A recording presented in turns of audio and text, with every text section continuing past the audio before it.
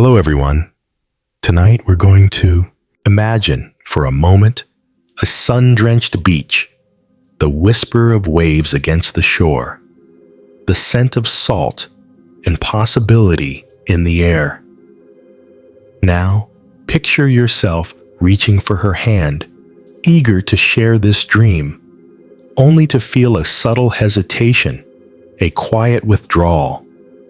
You want to go desperately. She wants to go too. But a silent, invisible barrier stands between you and that perfect horizon. Money. You find yourself asking, should I pay for our vacations if she can't afford it?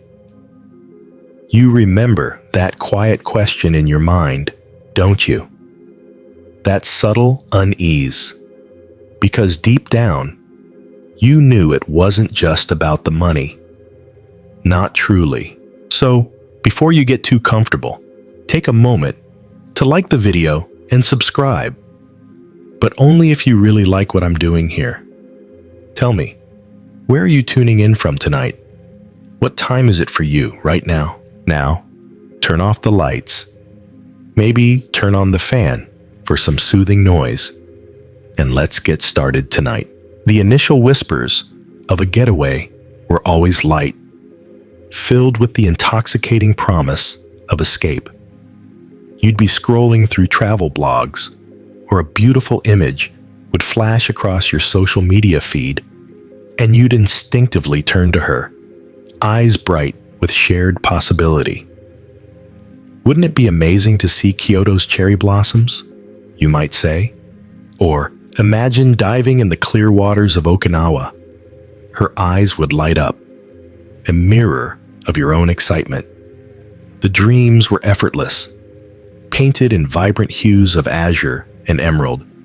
But then, almost imperceptibly, a subtle shadow would fall. It began with the small things, the quiet sighs, the gentle shift in her posture when the conversation moved from the abstract, "Wouldn't it be nice?" to the tangible, "Let's look at flights." You'd open a travel website, the numbers flashing like digital lightning, and you'd feel her subtle withdrawal, not a verbal protest, but a quiet closing off, a subtle tension in the air. You knew, instinctively, before a single word was spoken, that the price tag was the barrier. And in those moments, a quiet question would form in your mind, a delicate and almost imperceptible seed of doubt. If she couldn't afford it, did that mean you had to? You thought about the grand tours of the past, the grand tour of 18th century European aristocracy, where young noblemen would embark on extensive educational journeys, entirely funded by their families' immense wealth. It was an exclusive privilege, a rite of passage for the elite, completely divorced from financial constraints for the traveler themselves. Your situation, of course, was vastly different. Yet the echo of a funded journey, where one person's resources enabled another's experience, resonated.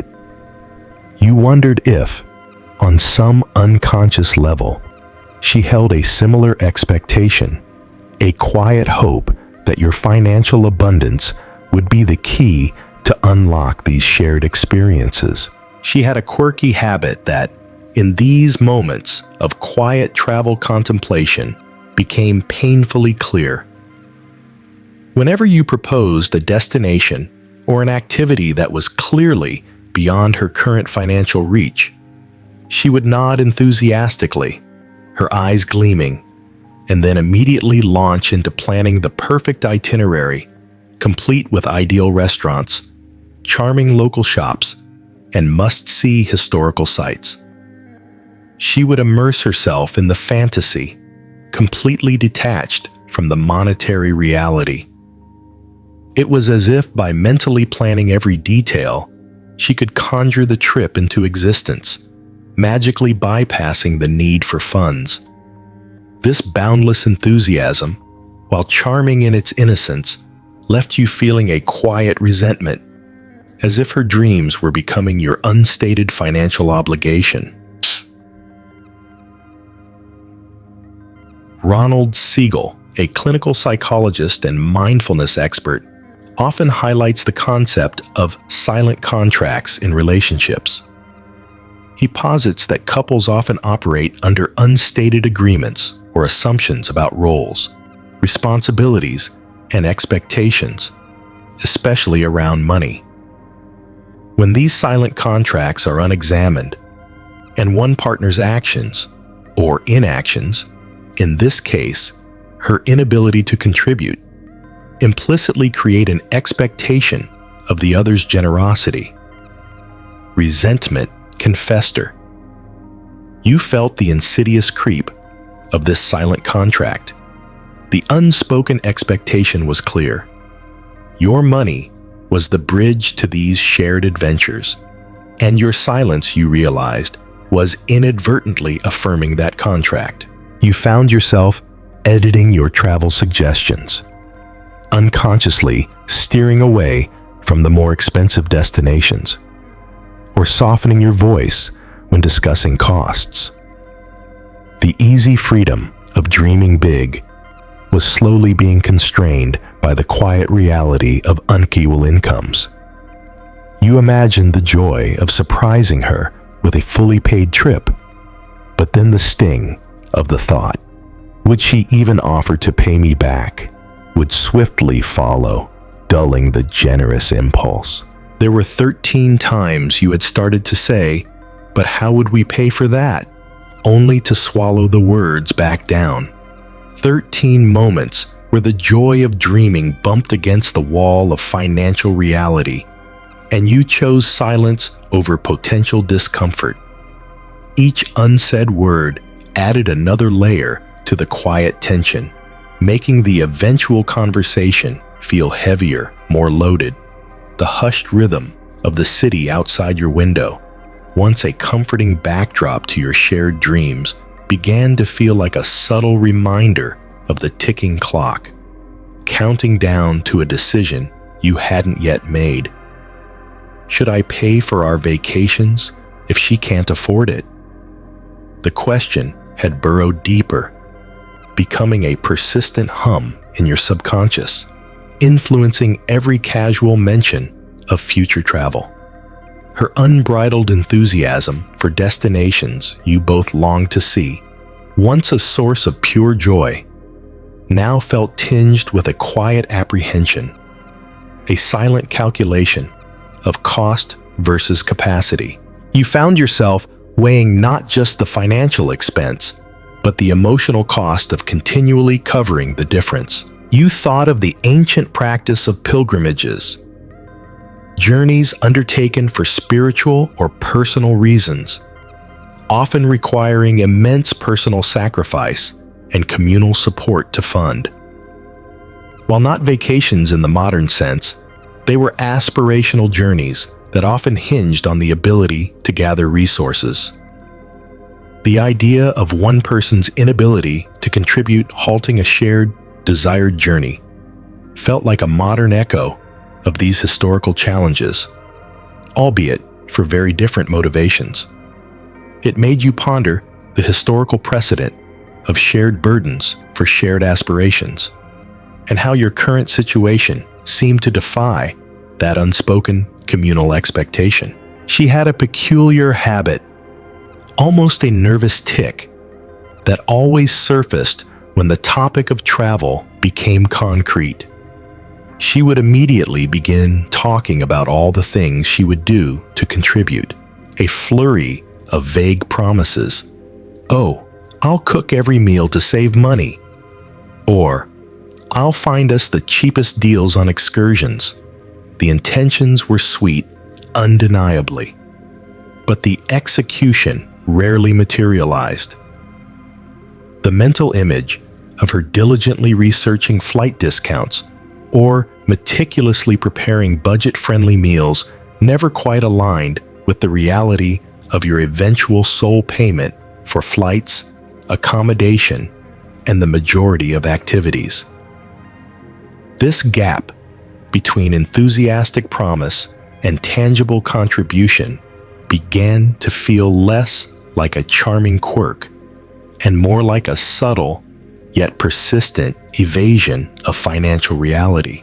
Dr. Wendy L. Patrick, a behavioral expert, often discusses the concept of enabling behavior in relationships, particularly when one partner consistently covers for the other's financial shortcomings. She argues that while enabling might stem from love or a desire to avoid conflict, it can inadvertently hinder the lower-earning partner from taking full financial responsibility and contribute to a feeling of resentment in the enabler. You felt the insidious creep of this enabling dynamic. Each time you silently paid for a trip, you wondered if you were truly being generous or simply reinforcing an unsustainable pattern, inadvertently teaching her that your money was always available to bridge her financial gaps, particularly when it came to leisure and luxury. You found yourself editing your own desires, subtly adjusting your travel aspirations to fit what you knew you could comfortably afford alone. The grander, more exotic visions began to fade, replaced by more modest local getaways. It wasn't a conscious sacrifice, but a gradual, almost subconscious recalibration of your dreams to align with your solitary financial reality. The thought of breaking up, while not dominant, would sometimes flicker, a brief, sharp image of freedom from this quiet financial burden, quickly dismissed, but leaving a faint trace of longing. There were 13 times you had typed out a message or formed the words on your tongue to suggest a more budget-friendly alternative, or to ask directly about her contribution, only to delete the text or swallow the words. 13 moments where the joy of anticipating a shared experience clashed with the quiet anxiety of its financial implications, and the silence won. Each unspoken word added another layer to the unspoken contract, solidifying the expectation that your wallet was the gateway to shared adventures, regardless of the discomfort it caused you. The very air in your apartment, once charged with the excitement of impending travel, now felt subtly muted, tinged with the quiet resignation of unfulfilled dreams. Should I pay for our vacations if she can't afford it? The question had become a low hum, a persistent reminder of the delicate balance you were trying to maintain, and the subtle, unspoken pressure you felt to bridge the financial gap. You began to notice how her enthusiasm for travel peaked precisely when you took the lead on planning and, more importantly, funding. It was a subtle shift in dynamic, a quiet power imbalance taking root, where your financial capacity dictated the scope of your shared adventures. You recalled the ancient Roman tradition of patronage, where wealthy patrons would financially support artists, philosophers, or less fortunate citizens in exchange for loyalty, prestige, or services. While your relationship was one of love, not a formal patronage, the echo of one party being the sole enabler of another's experiences felt subtly resonant. You provided the means, and in return, you received her joy, her companionship on the journey. But increasingly, it felt like an unstated transaction, rather than a purely spontaneous act of shared desire and equal contribution. She had a peculiar habit, almost endearing in its simplicity, yet frustrating in its implications. Whenever you would suggest a potential trip, her immediate response was rarely a question about cost or logistics. Instead, she would pull out her phone, meticulously looking up the most aesthetically pleasing photos of the destination, completely immersing herself in the visual fantasy of the place. It was as if seeing the beauty of the destination was enough to bypass the practicalities of getting there. This visual escapism, while charming, left you feeling a quiet resentment, as if your role was to simply manifest these beautiful images into tangible experiences, without her having to engage with the financial reality. Maggie Baker, a financial psychologist, often speaks about the concept of financial roles that couples unconsciously adopt. She argues that when one partner consistently takes on the role of provider for aspirational spending like vacations, without explicit discussion or mutual agreement on expectations, it can lead to burnout and resentment in the provider, and a sense of entitlement in the recipient. You felt this burnout subtly creeping in. The joy of planning, once vibrant, was now tinged with a quiet fatigue, the feeling of constantly carrying the financial load for something that should ideally be a shared pursuit. The silent tension, therefore, was not merely about money, but about the unspoken roles you were both falling into. You found yourself consciously, almost instinctively, pulling back from spontaneous travel discussions. The once easy flow of what-if scenarios for future trips became guarded, punctuated by your own internal financial calculations. You imagined the inevitable disappointment in her eyes if you suggested a more modest, budget-friendly option, a disappointment that weighed heavily on your desire to provide. The 13 times you had started to suggest a staycation instead of a grand adventure, the words forming like carefully constructed arguments, only to be swallowed back down, now felt like silent concessions. Each unspoken word was a step further away from true financial transparency, deeper into a landscape of quiet resentment. The intimacy between you, once a seamless blend of desires and dreams, began to feel subtly fractured. You heard a zipper, then everything went silent, except for the sound of a heart screaming. The physical closeness, while still present, was occasionally tinged with an uncomfortable awareness of the unspoken financial ledger. It was as if the cost of the last shared memory, the projected expense of the next dreamed-of adventure, cast a faint, almost imperceptible shadow over the warmth you otherwise shared. The silence around the financial reality of your dream vacations became a quiet barrier, muting the vibrant connection that once pulsed so freely between you. The internal dialogue, once a quiet murmur, had intensified into a persistent, almost audible hum in your ears. Should I pay for our vacations if she can't afford it? The question had become a persistent echo, laced with a growing sense of frustration and a sharp edge of self-reproach. You felt caught in a delicate balance, torn between the deep desire to share experiences with the person you loved and the creeping sensation that your generosity was morphing into an unspoken expectation, a default setting that felt increasingly unfair. The emotional weight of carrying this burden was beginning to overshadow the joy of the anticipated escape. You reflected on the historical concept of marriage settlements, or prenuptial agreements, which, while often seen as unromantic, served as explicit financial frameworks for couples entering into unions, defining assets, responsibilities, and expectations.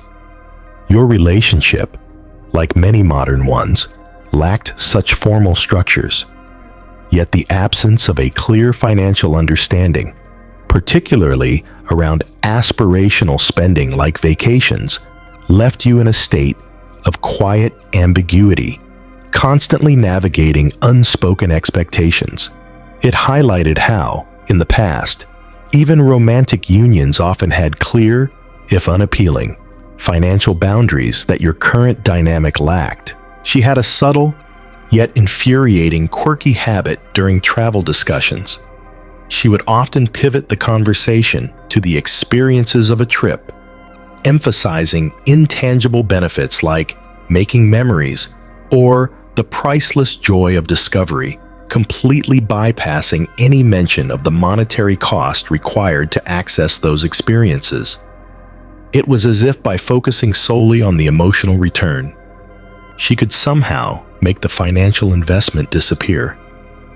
This emphasis on the intangible, while admirable in its idealism, felt like a quiet dismissal of the tangible burden you bore, leaving you to grapple with the mundane reality of budget airlines and hotel rates. Dr. Kathleen Gurney, a financial psychologist, often discusses the concept of financial roles and how implicit expectations around these roles can lead to conflict. She identifies patterns where one partner might be the spender and the other the saver, or, in your case, one the provider of luxuries and the other the recipient. When these roles are not consciously acknowledged and discussed, the provider can feel exploited and the recipient can feel entitled. Your internal conflict stemmed from this unaddressed dynamic. The gift of a vacation felt less like a spontaneous act of love and more like an established role you were expected to fulfill, fueling the resentment that pulsed beneath the surface. You found yourself becoming more guarded, less enthusiastic about initiating travel discussions. The once easy suggestion of a weekend getaway now felt like a potential trap, leading inevitably to the same unspoken dilemma. You imagined the 13 times you'd almost voiced your frustration, the words clawing at your throat, "I want to share these experiences with you, but I can't afford to pay for everything every time." Each unspoken word was a stone added to the wall between you, making the divide feel insurmountable. The resentment, once a tiny seed, had begun to sprout, its tendrils wrapping around your sense of generosity, choking the pure affection you held for her. The casual suggestions she made, the easy dismissal of your subtle attempts to discuss budget, felt like tiny cuts, slowly eroding your patience. You started to notice how often she would say, "We should," or "We could," always implying a shared action, yet never specifying how her contribution would manifest beyond vague promises. The unspoken expectation was clear. Your higher income would simply absorb the costs of these shared adventures. This unspoken contract, unagreed upon and unacknowledged, began to feel like a heavy chain, binding your financial freedom to her unchecked desires for escapism, all under the guise of shared dreams. The quiet accumulation of unbooked flights and unaddressed anxieties had forged a new internal landscape within you. You were no longer just asking, "Should I pay for our vacations if she can't afford it?" You were demanding an answer from yourself, a clarity that had been obscured by love, guilt, and a desperate hope for things to magically improve. The uncomfortable truth was staring you down. Your desire to share beautiful experiences with her, once a pure expression of love, had become a source of profound internal conflict, tinged with a growing sense of exploitation. You began to dissect her behavior, not out of malice, but out of a desperate need to understand the dynamics at play, to find a way out of the suffocating silence. You reflected on the concept of debt peonage, or indentured servitude from various historical periods, where individuals worked off debts, sometimes indefinitely, for a master. While an extreme and oppressive system, it highlighted the deep-seated human aversion to perpetual, unreciprocated obligation. Your situation, though infinitely less severe, carried a faint echo of this imbalance. You felt trapped by a silent, unstated obligation to fund her desired experiences, a subtle form of emotional peonage where your generosity was taken for granted and your desire for shared enjoyment was held hostage by her financial limitations. She had a deeply ingrained, almost unconscious, quirky habit that further illuminated the disparity: her casual approach to packing. Whenever a potential trip was on the table, she would immediately start envisioning her outfits, the accessories, the perfect items for each destination. She would talk about what she needed to buy for the trip, not what she could afford, but what was aesthetically or functionally ideal. It was as if the actual process of funding the journey was completely separate from the sartorial preparation, a testament to her focus on the experience itself, divorced from its financial underpinning. This effortless consumption of desires, unburdened by the cost, felt like a subtle, yet profound, disrespect for the effort behind your money. Dar Bethany Lacey, a financial therapist, often explores the concept of financial dependence in relationships and how it can subtly erode the equality and autonomy of both partners. When one partner consistently pays for non-essential items or experiences like vacations because the other cannot afford them, it can create an unhealthy dependency dynamic. The recipient may lose financial agency, and the provider may feel resentful and burdened. You felt this dependency growing, a heavy weight on your shoulders, and with it, a creeping resentment that threatened to overshadow the genuine affection you held for her. The silence, therefore, was not merely about avoiding an uncomfortable conversation. It was about maintaining a dynamic that was subtly eroding your sense of equitable partnership.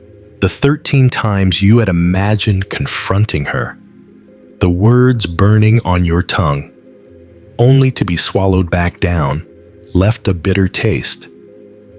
Each instance reinforced the uncomfortable truth.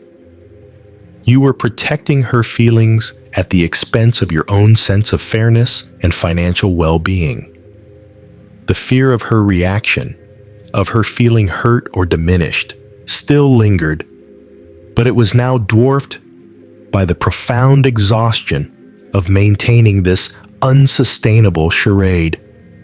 You yearned for a partner who not only shared your dreams, but also shared the responsibility of making them a reality. You started to notice patterns in her casual, financial comments related to travel. A dismissive shrug when discussing the high cost of airfare to a dream destination. A quiet suggestion to just figure it out when you brought up the budget. These small, seemingly innocuous actions began to feel like a deliberate avoidance of financial reality, an unconscious abdication of responsibility for her own aspirations. The idea of our vacations felt increasingly like your vacations with her as a guest, and this realization was a quiet, almost painful click into place. A piece of the puzzle finally settling, revealing a picture you didn't quite like. The internal storm had reached its peak, a cacophony of questions and frustrations that could no longer be contained. Should I pay for our vacations if she can't afford it? The answer in your heart was no longer a question, but a firm, unwavering boundary. The quiet erosion of your generosity, the subtle shifts in expectations, and the pervasive sense of unfairness had led you to a precipice.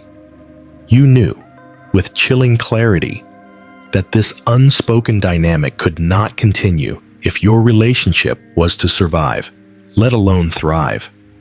The need for an honest, perhaps painful conversation had become an undeniable imperative.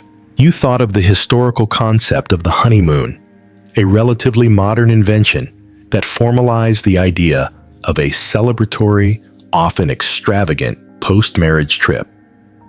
While typically funded by the couple or their families, it still carries an expectation of shared experience and implicitly shared investment in that experience.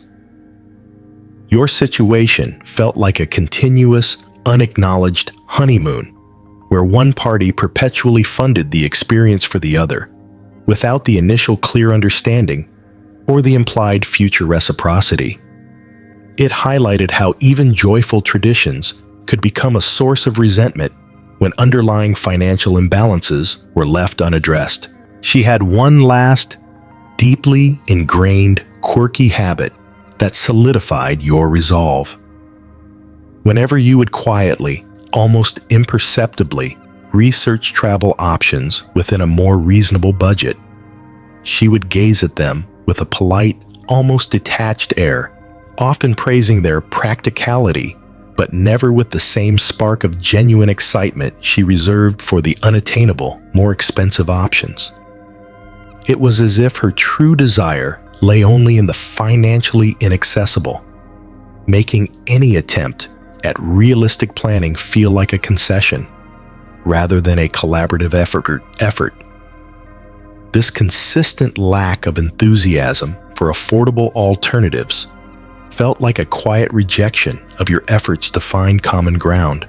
Dr. Terry L. Corwin, a specialist in couples and money, frequently discusses the importance of financial boundaries in relationships. She argues that without clear, mutually agreed upon boundaries regarding spending, saving, and contribution, resentment is inevitable, and the relationship can become strained. Your inability to say no to funding vacations or to express your discomfort meant you had no clear financial boundaries, allowing her unspoken expectations to dictate your financial choices. The impending conversation, therefore, was not about being punitive, but about establishing these crucial boundaries for the health and longevity of your partnership. The silence had served only to blur these lines, creating an unhealthy dynamic. The 13 times you had considered leaving, each instance a painful internal struggle, now felt like a desperate plea from your own spirit for a more equitable existence. You realized that your silence, while intended to preserve peace, had instead cultivated a quiet bitterness that threatened to consume the love you felt. The fear of her reaction, of her feeling hurt or diminished, still lingered, but it was now dwarfed by the profound exhaustion of maintaining this unsustainable charade. You craved a partnership where dreams were not just shared, but mutually built, where the joy of travel was not predicated on one person's sole financial burden. You looked at her across the room, perhaps humming to herself, lost in some pleasant thought, seemingly oblivious to the storm brewing within you. A wave of both frustration and a profound sense of sadness washed over you. This wasn't about punishing her or about curtailing her dreams. It was about defining what a true partnership meant to you. A mutual understanding of effort, a shared responsibility, and a decision-making process that respected the realities of both contributions. The conversation would be difficult, the air thick with unspoken expectations and potential hurt. But the alternative, A life lived with this constant quiet ache of unfairness, always paying for vacations she couldn't afford, was no longer an option. The rhythmic sound of your own breathing in the quiet room felt like a steady drumbeat, urging you forward towards the necessary, terrifying, and ultimately liberating truth. The gentle hum of the fan in the quiet darkness, the soft echoes of your own thoughts. Remember that initial image, the sun-drenched beach, the hand reaching for a shared dream, feeling a subtle hesitation. The journey of love, particularly when interwoven with the delicate threads of finances, is rarely a simple, perfectly balanced picture. It is a nuanced negotiation, a continuous conversation that asks for courage, vulnerability, and a profound respect for each other's realities. The question of whether to pay for shared experiences when one partner cannot afford it is not about assigning blame or demanding precise equality, but about fostering transparency, acknowledging contributions, both seen and unseen, and building a shared future where every dream is pursued with mutual understanding and an equitable spirit. May you find the strength to navigate these tender waters, to speak your truth with compassion, and to forge a partnership where shared adventures are truly built together, step by thoughtful step. End of script. Leave a comment to let me know what you think.